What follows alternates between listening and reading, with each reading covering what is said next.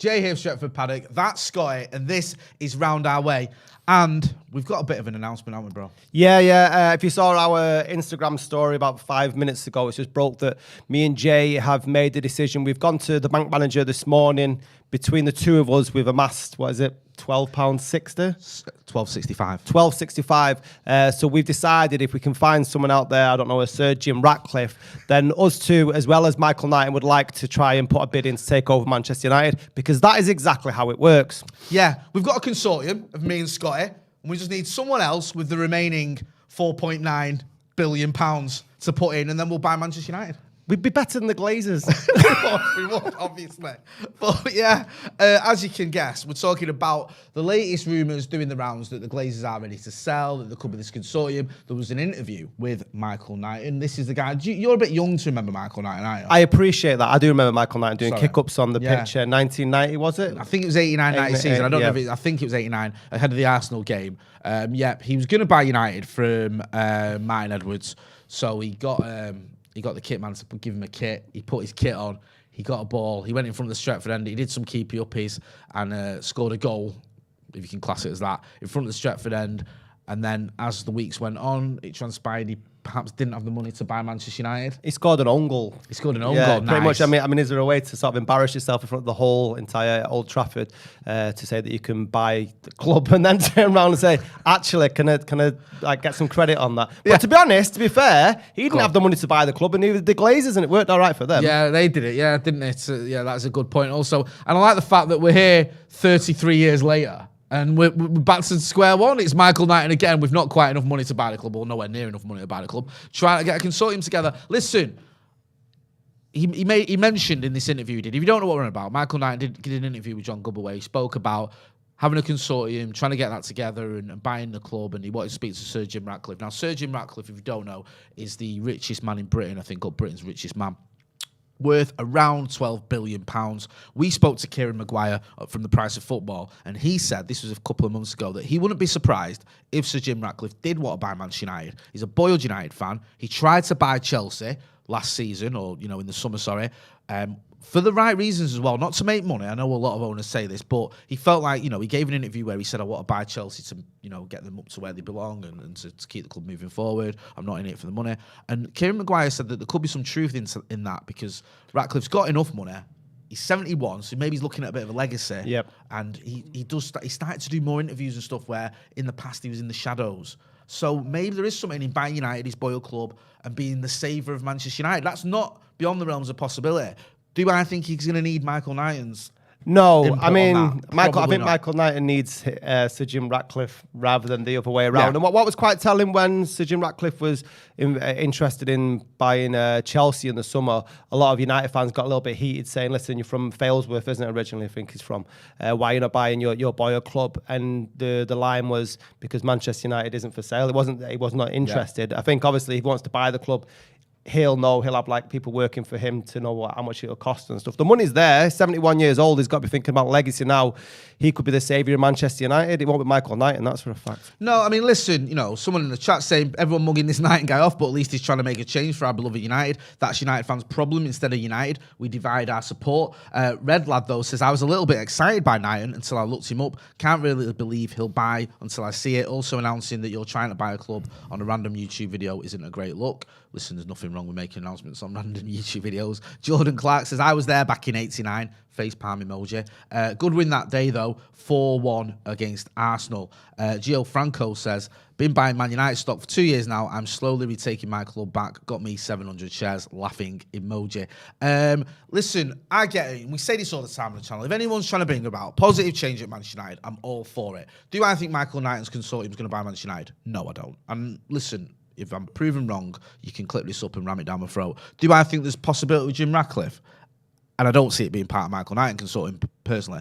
I do actually think there might be something in it. Not that I know Jim Ratcliffe or know much about him, but when you speak to people like Kieran Maguire, who's a football finance expert, and he's an honest guy, he's not a United fan, but he's honest and he comes across very well. And when you speak to him, he's, in the past, he's always been proven right in a lot of what he said. You can see what he's getting at. Also, as well, Scott, I wanted to ask your take on it. Do you have a feeling that this summer has indicated anything in terms of the Glazers maybe looking towards an end game? just because we've been so underwhelming in the transfer market now. It's almost like they've stopped pretending. Yeah, they basically turned off the tap, haven't they? Have money being invested into the team. I mean, it was always coming to this end, wasn't it, really? They were always going to rinse the club for as much as they get. And I think what's happening now, you'll find, because we're not going to get the investment that fans crave this season to push us on towards Champions League places, and certainly not to challenge for the league title. So it's a dwindling. That's what it feels like for me. And what happens with that is that their profit margin will go down as to what they can sell the club for. I mean, they're not going to be skint by any stretch of the imagination, but it will come to some sort of juncture where they turn around and say, right, well, now we're going to sell the club. Yeah, 100%. I think Kieran Maguire said, I keep going back to him, but he's someone that does know his stuff. He said, I think in 2012 when they did the big share push. I saw this tweet this morning. Yeah, if you bought 1,000 shares in Manchester United or £1,000 worth. It's £1,000. I'll you get the proper numbers up, but it was £1,000 shares in 2012 at United. It'd be worth 870 something now. If you put the same money into Juventus, it'd probably worth £2,000. Or if you put the money into F1, you would have made money, whereas Manchester United are losing money. But that's shareholders. I mean, this is the thing, is that we can all talk about these hypotheticals, whether Michael Knighton or Sir Jim Ratcliffe buys United. At the end of the day, the Glazers have got to want to sell. At the moment, they're still getting the dividends year in, year out, right? They're under no pressure. They've not really swayed to any sort of fan angst over the last few years, really, have they? No. I mean, the Super League thing was because a lot of the other clubs were falling, not because United were listening to the fans. So, do they want to sell the here and now? I don't think they do. I still think there's plenty of room for United to fall.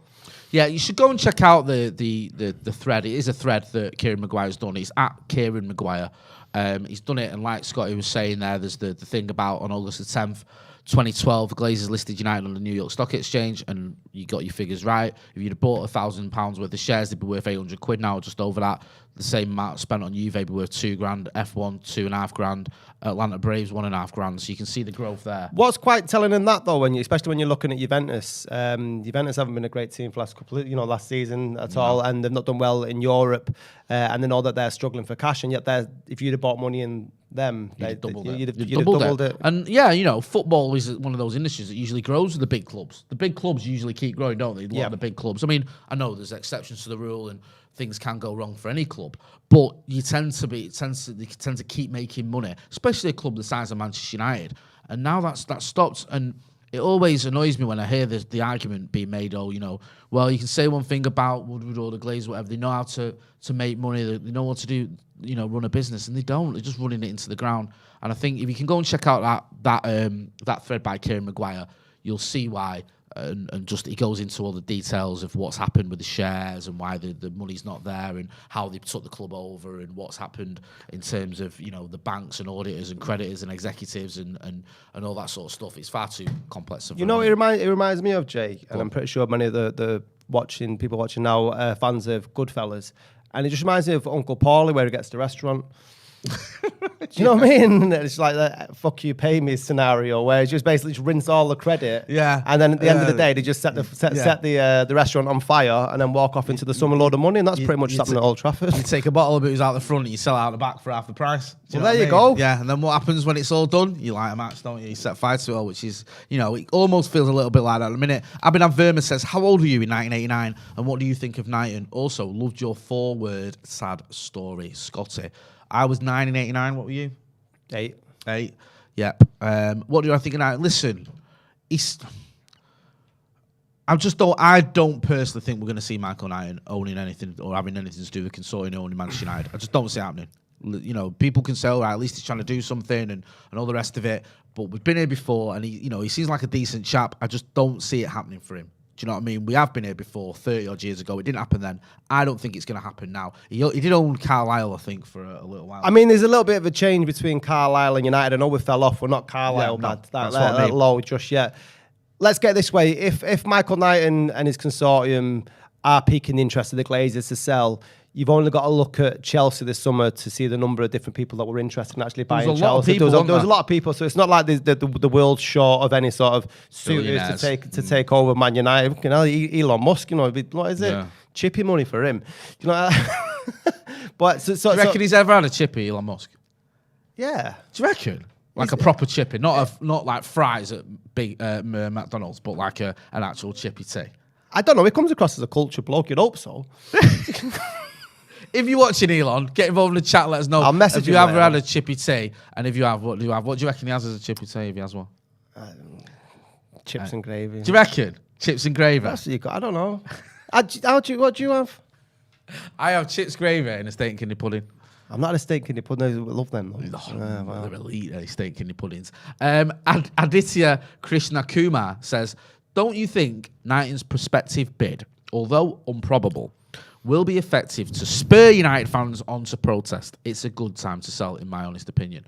What do you reckon to that? I'll give you my take after yours. It's a good. Well, it'll urge the Glazers on because Michael Knighton's come out and said that he wants to buy the club. It'll maybe galvanise a bit of a protest movement. Well, the protests are happening. The protests are happening at the moment, and I'm sure both you and I agree. Anything that's trying to advocate change at the football club, then we're fully behind it. But I just don't think that the Glazers have any want to sell at this moment in time. Money talks, man, and it's great that we can protest outside Old Trafford. We can protest against sponsors. We can protest online, and it's fantastic that we're doing that. And if anything, it shows that the fan base can be united with the same objective. But them man only look at green, and it's only when they're getting hit in the pocket. And I know that people will say, oh, well, the sponsors are sort of dwindling and stuff. Listen, they're still picking up ridiculous amounts of dough year in, year out. And until that starts changing, or until somebody comes forward with a decent, sizable offer, then I just don't think it's changing anytime soon.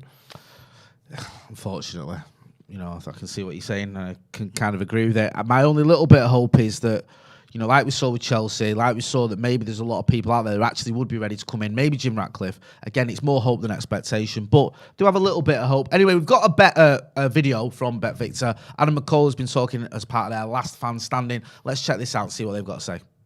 We've got some serious work that needs to be done here, and the board haven't backed the manager at all. He's the right manager. He's finally the right manager. And that's the thing, we got to give him time. Nah, it's not over. Look at the teams you're going to be competing with. Look, it's for the top four. And look, United aren't competing for the top four if we don't get our business done, first of all. So this is assuming we get our business done. But you're fighting with Chelsea and Arsenal for fourth spot, really. I think Spurs, whether they finish third or fourth, will finish in the top four. So Manchester United are not going to lose every game. Same, the flip reverse of what I was saying about Liverpool. They're not going to lose every game. He's going to get them better. They're going to be playing better football with what he's got. But Adam's right. They're going into a sword fight with a baguette this season. So far it's mad. It's mad that they've expected having actually stripped players from the squad to get our better results from Scott it. McTominay doesn't start for Scotland in midfield. What does that say? He plays for Man United. He's not even Scotland's best midfielder. They stick him in defence. You've had that problem. Yeah, it's mental. This is what I'm saying. Like, the ineptitude at that level is madness.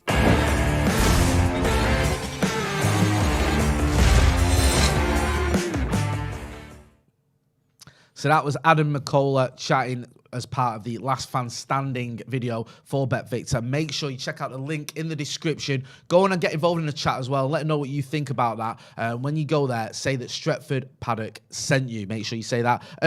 Him and Paul Machin, I think, from Redmen TV, agreeing that, it pains me this, Mackie, agreeing with Scousers, should be ashamed of himself. But he's kind of right. Ten Hag hasn't been backed. I think it was a baguette to us, bringing a baguette to a sword fight. We've got sort of a smaller squad than we had when he arrived. And some of those players probably would have featured. Not all of them, but you probably would have got Nemanja Matic or Paul Pogba playing some sort of role under Ten Hag. They've gone. You think, okay, let's bring in some new faces. We haven't really gone for it in the transfer window, have we?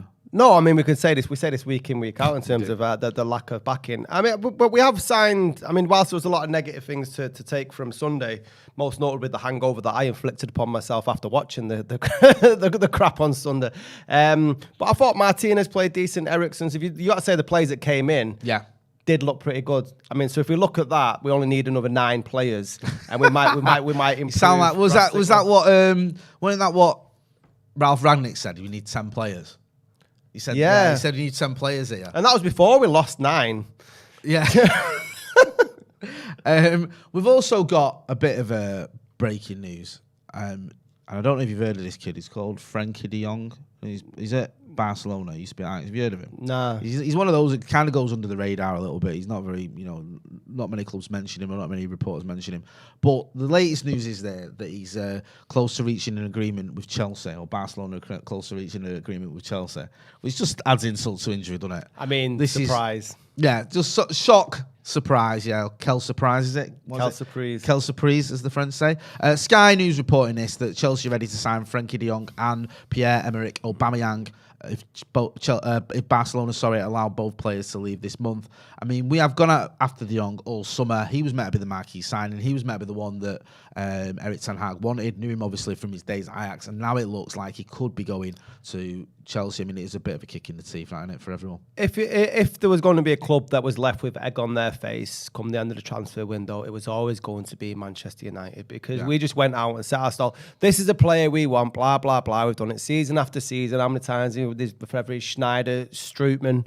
Well, no, Herrera was a piss take for the first season before we got him when we sent the Men in Black over there to get him. We actually eventually sent people that work for Manchester United to go negotiate. Yeah. Those imposters. Yeah. I mean, it's just, just adds injury to insult, really, doesn't it, that de Jong will go Chelsea. I don't blame the kid, to be honest. It's Champions League football with Chelsea. At the look of the things, they look a bit more stable than United do, a lot more stable than United do at the moment. So it was, for me, it was always coming towards this. Yeah, I don't think you ever showed much confidence, did you, in this? No, I think it's the lack of. Is it because of Ten Hag? Was that inclined that we were going to get de Jong? Was he getting sort of whispers that he was definitely going to come to United? So there has to be some sort of post-mortem if de Jong goes to Chelsea as to why this move hasn't gone through, because quite frankly, like I said, it's embarrassing that we've basically thrown all our eggs into one basket. We've got our second game of the season on Saturday. We're still missing the player that we wanted in de Jong, and we keep on moving again. Don't mind that if you heard some noise. Just Ronnie booting a football around the back there. Can he play central defensive midfield? Ronnie, you available this weekend to play for United, or are you busy with Paddock?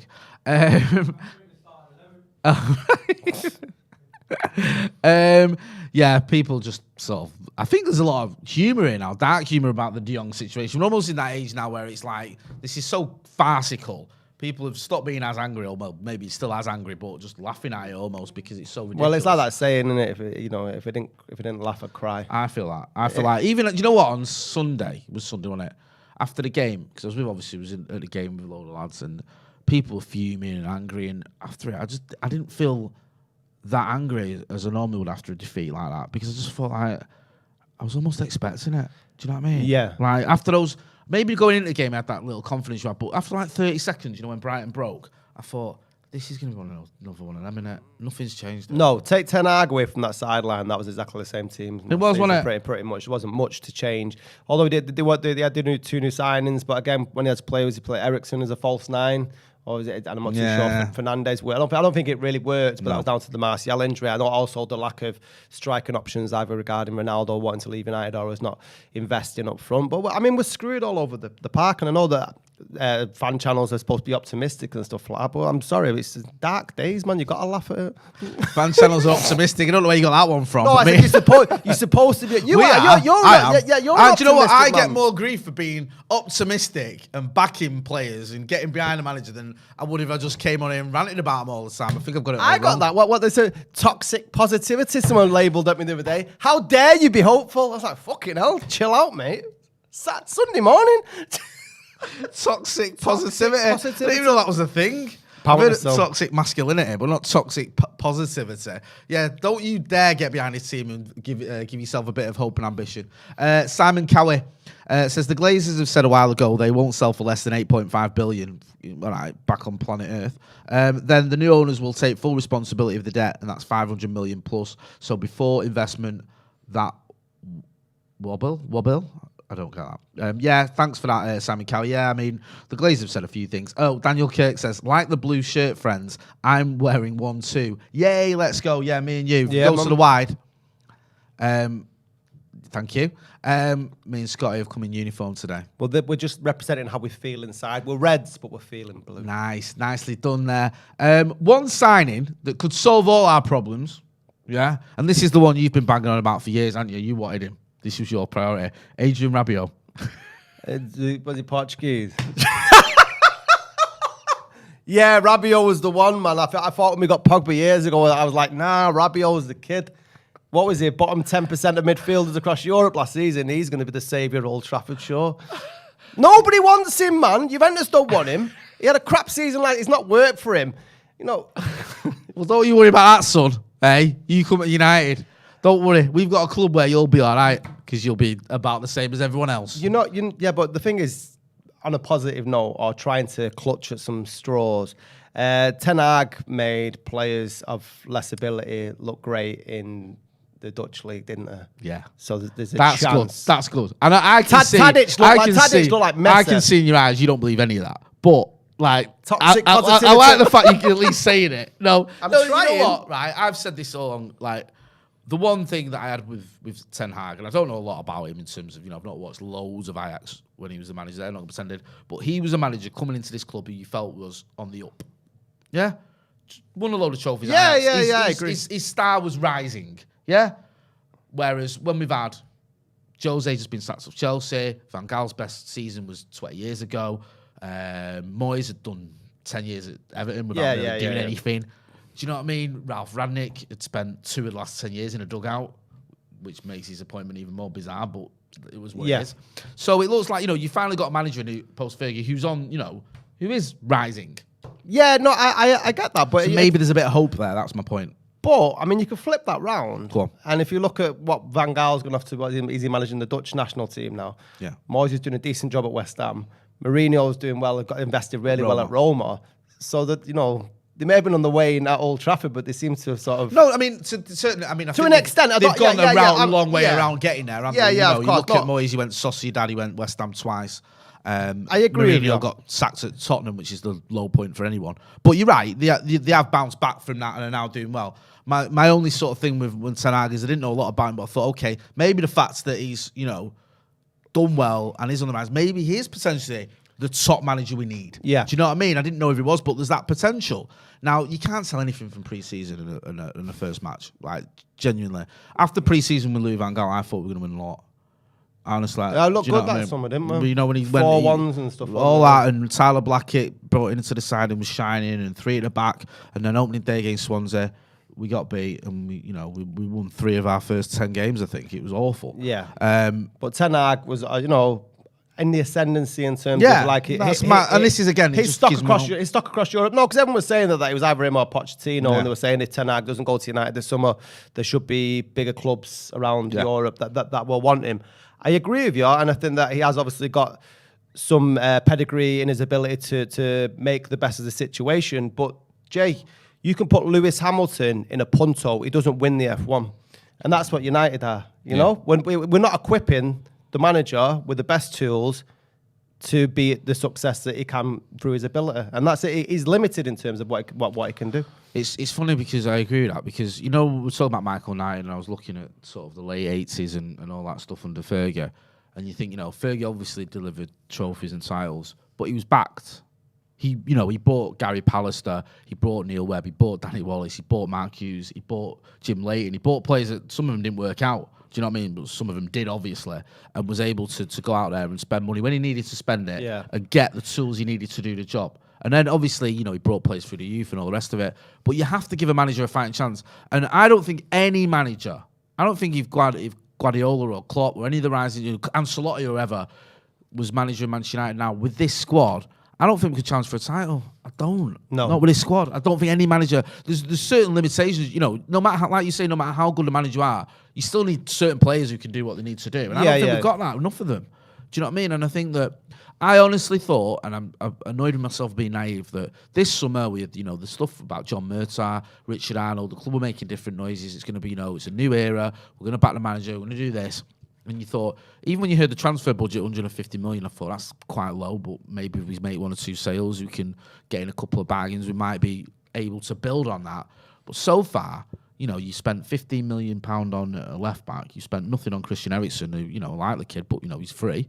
And you've spent 50 odd million on Lisandro Martinez. It's not nearly enough. No, it reminds me of the I don't know how many of the people viewing are fans of The Who, but I think it's the song Barbara O'Reilly or Won't Get Fooled Again. The lyric goes, "Meet the new boss, same as the old boss," and that's pretty much what it is. There's absolutely nothing changed this summer. Yeah, no, nothing. And if you hadn't been told Woodward had left, would this be any different this summer? No.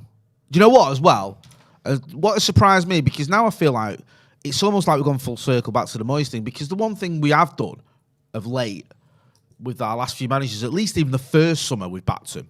So in that first summer, Jose got, he got Zlatan, he got Paul Pogba, he got Henrik Mkhitaryan. I think he got Eric Bailly as well in that first summer.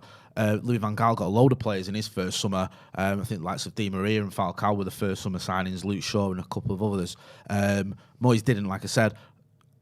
Ole got Wan-Bissaka and Harry Maguire and Dan James. I know, all right. The investment was there, regardless of the quality of players. The manager was backed. Yeah, exactly. And now we're not even doing that anymore, unless something drastically changed within the last few weeks of the transfer window. I know it's not done yet, but the noises so far aren't great. Sigmund Judge says, no Frenkie de Jong shows up Glazers. Sky Sports with anti-Glazer statements 2 days in a row. Broadcasters affected by United's decline, ? Sky in a hostile takeover bid. We've been there before as well. I mean, we were talking before about 1989 when Michael Knighton tried to buy United for, I think it was 10 million at the time. And it just shows the growth in Manchester United's worth. I think it was by 1999. I think it was just before the treble winning season. Murdoch, through a B Sky B, tried to buy United for, I think it was 600+ million. Yeah. In a bid that didn't go through because politicians didn't want them to. It would have been bit of a monopoly. I think the monopolising it. You own the channels and you own the club, the biggest club as well.